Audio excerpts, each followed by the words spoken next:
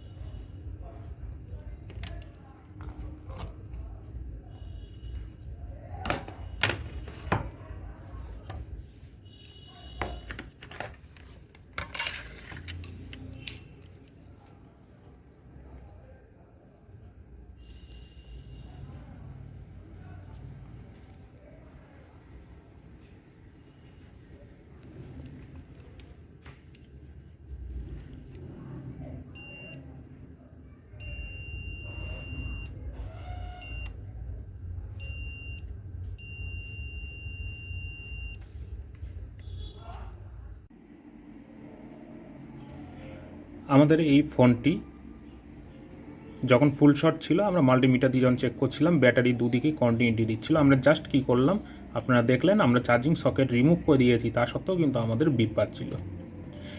এদিকে আমাদের যেটা কুল টেস্টিং করে যেটা নিয়ম ফুল শর্টের ক্ষেত্রে, আমাদের ব্যাটারি কানেক্টরের সঙ্গে পাওয়ার আইসি, ব্যাটারি কানেক্টরের সঙ্গে পিআইসি, ব্যাটারি কানেক্টরের সঙ্গে লাইট আইসি, অডিও আইসি এবং পাওয়ার আইসির সাথে সিপিইউ এবং আরএফ আইসি যুক্ত থাকে। এটা হবে আমাদের ট্রেসিং করার ফান্ডা।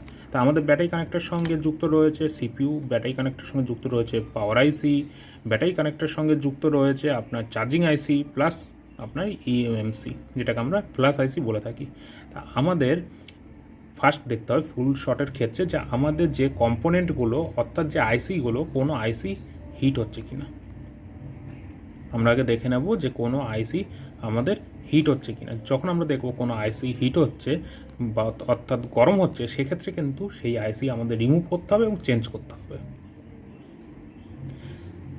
এই মোবাইলের ক্ষেত্রে কোনো আইসি গরম হয়নি, অতএব আমাদেরকে দেখতে হবে দ্বিতীয় স্টেপে যে পাওয়ার আইসির সাথে যে ক্যাপাসিটর, পাওয়ার আইসি পিআইসির সাথে যে ক্যাপাসিটর, পাওয়ার অ্যাম্প্লিফাই আইসি অর্থাৎ পিআইসি নেটওয়ার্ক সেকশনের কাজ করে, লাইট আইসি প্লাস আপনার অডিও আইসি এবং আরএফ আইসি প্লাস সিপিইউ আইসি। সিপিইউ আইসি পাওয়ার আইসির সঙ্গে যে ক্যাপাসিটরগুলো যুক্ত থাকে, সেই ক্যাপাসিটরগুলো দুদিকে কন্টিনিউটি দিচ্ছে কিনা মাল্টিমিটারের প্রপটি রোটারি সুইচটিকে যখন আমরা কন্টিনিউটি মোডে রেখে মাপবো, আমাদের দেখতে হবে ক্যাপাসিটরের দুদিকে কন্টিনিউটি দিচ্ছে না কিনা। যেটা আমাদের আমাদের ক্যাপাসিটর মাপার ফান্ডা হয়েছে, একদিকে রিডিং দেবে প্লাস একদিকে কন্টিনিউটি দেবে। যদি আমরা মাল্টিমিটারের আপনার কালো প্রপটিকে আমরা গ্রাউন্ডের মেপে মাপি, সেক্ষেত্রে আমাদের ভালো ক্যাপাসিটর হলে একদিকে রিডিং প্লাস একদিকে কন্টিনিউটি দেবে। কিন্তু এই মোবাইলের ক্ষেত্রে কিন্তু কোনো রিডিং দেয়নি, মানে দুদিকেই আপনার কন্টিনিউটি দিয়েছে।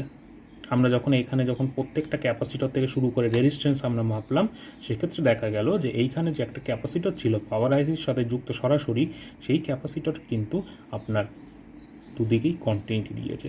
আমরা যখন এটাকে রিমুভ করেছি, আমাদের পুরো ফুল শর্ট রিমুভ হয়ে গেছে। আমরা সেই ক্যাপাসিটরটিকে দেখাচ্ছি যে সেই ক্যাপাসিটরটি কোথায়।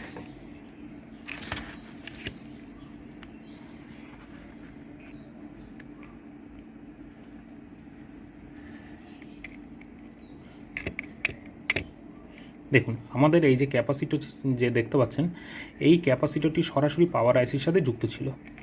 এই ক্যাপাসিটরটি দুদিকেই কন্টিনিউটি দিচ্ছিল। আমরা যখন মাল্টিমিটার দিয়ে যখন চেক করছিলাম, এই ক্যাপাসিটরে দুদিকেই কন্টিনিউটি দিচ্ছিল। সেক্ষেত্রে আমরা যখনই এটাকে রিমুভ করে দিয়েছি, আমাদের খুব সহজেই কিন্তু আমাদের ফুল শট আমাদের রিমুভ হয়ে গেছে।